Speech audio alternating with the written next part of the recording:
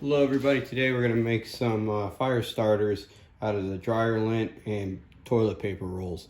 Learned this in Boy Scouts when I was a kid, and I've been using it ever since, and it's a great way to start a fire cheaply and to reuse some of the materials that you have around the house. So first you have your toilet paper roll, and once it's empty you get the little cardboard rolls. So to make this, you very simply just take it, you just shove some dryer lint in there. Try to keep it somewhat loose. You don't want to pack it real tight so you don't have a problem burning.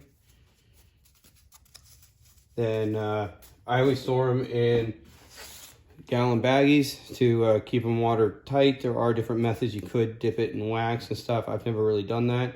But that's the quick and dirty. A little bit of lint, shove it in some toilet paper rolls. I keep it for the year. Same thing with the rolls that go around. I just put them in these boxes, and then once a year I kind of go through and put them in there. And they work great. Yeah, they burn a long time.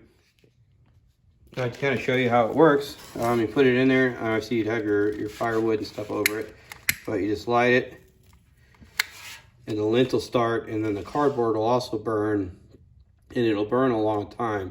It takes a while to burn through that. So I use like 2 or 3 each fire, and that's it. So save some money next time. Save your dryer lint, save your toilet paper rolls, and you have built-in fire starters.